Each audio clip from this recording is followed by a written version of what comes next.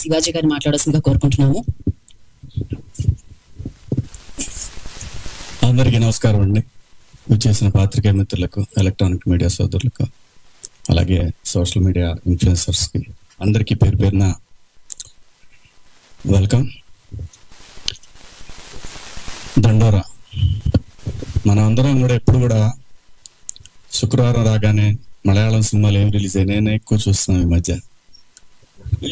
తెలుగులో website OTT platforms లో అలా ఒక మంచి సినిమా ఏదో ఎప్పుడు ఫైట్లు, 4 పాటలు, ఏదో 4 కామెడీ సీన్లు ఉన్న సినిమాలు చేసి అదంతా బోర్ కొట్టిన తెలుగు ఆడియన్స్కి ఎందుకు మలయాళం సినిమాల్లోకి వెళ్తారంటే నేటివిటీకి దగ్గరగా ఉంటాయి కాబట్టి ఆ సినిమాలు చూద్దాం అనిపిస్తుంది అందరికీ కూడా.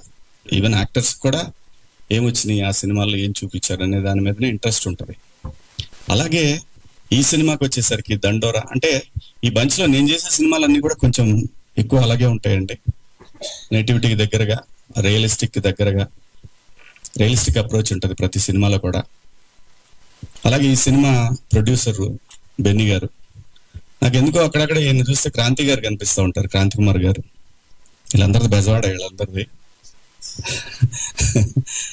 ఎందుకంటే స్వాతి లాంటి ఒక సినిమా క్రాంతి గారు ఎలా చేసి ఉంటారబ్బా అని అనుకున్నా. నేను అప్పుడు కొత్త ఇండస్ట్రీకి వచ్చిన తర్వాత ఆయనతో ఒక సినిమా చేసినప్పుడు స్వాతి లాంటి సినిమా ఏం తీశారని అనుకునేవాడిని. పాడుతా తీగ సినిమా, ఆయన డైరెక్టరు, నేను ఆర్టిస్టు. అలాగే ఒక డిఫరెంట్ ఫిలిమ్స్ ఆయన చాలా చేశారు. క్రాంతి కుమార్ గారు ప్రొడ్యూసర్ గా చేశారు, డైరెక్టర్ గా చేశారు. అలాగే ఈయన బెన్నీ గారు,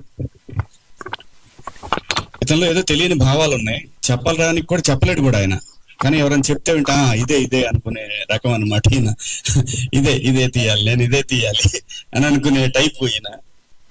సో అలాగే డైరెక్టర్ గారు మురళి గారు, నాకు స్క్రిప్ట్ చెప్తా ఉన్నప్పుడు, ఆఫీస్కి వచ్చినప్పుడు స్క్రిప్ట్ చెప్తాను అన్నప్పుడు, సరే ఎక్కడ పనిచేసిన అనుభవం లేదు అని అన్నారు.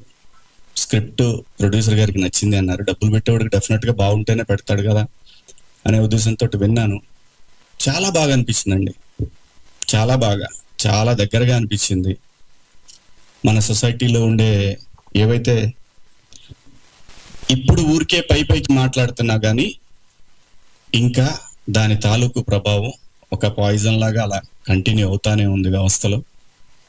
అదే కులం, ఆ కులం పోదు ఎప్పటికీ, కనీసం పోగొట్టడానికి ప్రయత్నం అంటూ జరుగుతూనే ఉంటది.